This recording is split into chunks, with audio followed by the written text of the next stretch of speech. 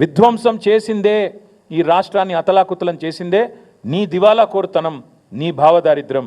ఈ అన్నింటికి మించి ఆశ్చర్యకరం అనిపించేది, ఒకవైపు ఏమో కొత్త పెట్టుబడులు రానివ్వట్లేదు మీరు, మరొక వైపు ముఖ్యమంత్రి గారు దావోస్ పోతున్నారని తెలిసింది, దాని గురించి మళ్ళీ మాట్లాడతాను నేను. మరొక వైపు 1,38,000 కోట్ల అప్పు ఒక సంవత్సరంలో.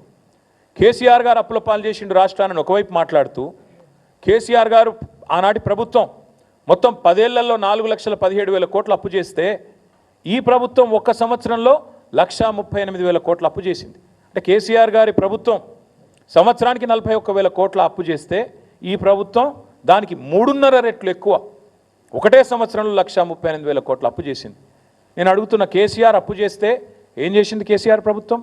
1,00,000 కోట్లు రైతు బంధు రూపంలో, రైతు రుణమాఫీ రూపంలో డైరెక్ట్గా రైతుల ఖాతాల్లో వేసింది. ₹1 వేసినవా నువ్వు వచ్చినాక రైతు భరోసా ఈరోజు వరకు వేయలేదు. కేసీఆర్ ప్రభుత్వం జిల్లాకు ఒక మెడికల్ కాలేజ్ కట్టించింది 33 జిల్లాల్లో. కేసీఆర్ ప్రభుత్వం అస్తవ్యస్తంగా ఉన్న రాష్ట్ర ఆర్థిక పరిస్థితిని చక్కదిద్ది అగ్రభాగాన భారతదేశంలో నిలబెట్టింది తలసరి ఆదాయంలో తెలంగాణ రాష్ట్రాన్ని. కేసీఆర్ ప్రభుత్వం అప్పు చేస్తే ఇంటింటికి తాగునీరు ఇచ్చింది. కేసీఆర్ ప్రభుత్వం అప్పు చేస్తే ప్రపంచంలోనే అతిపెద్దదైన లిఫ్ట్ ఇరిగేషన్ ప్రాజెక్టు కట్టింది.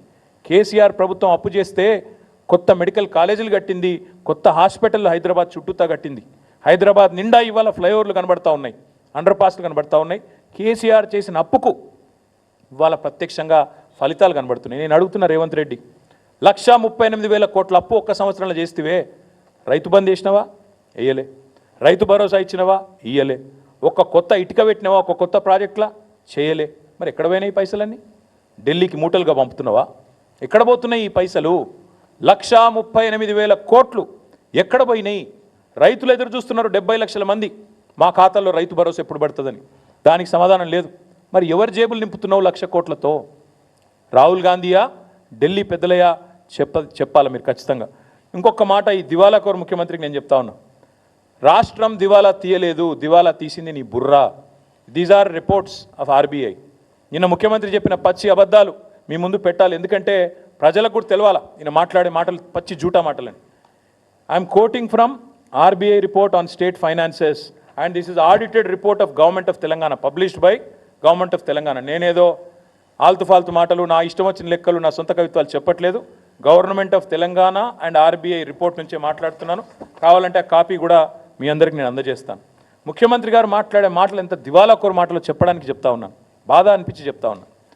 రైతు భరోసా ఎందుకు ఇస్తలేవయా రేవంత్ రెడ్డి? 15,000 అంటే ఏం చేస్తాం? పైసలు లేవు. రుణమాఫీ ఎందుకు చేస్తలేవయా? పైసలు లేవు. ముసలోళ్ళకి పెన్షన్లు ఎందుకు ఇస్తలేవు? పైసలు లేవు. ఏమనంటే రాష్ట్రానికి కేసీఆర్ అప్లపాలు చేసిపోయింది.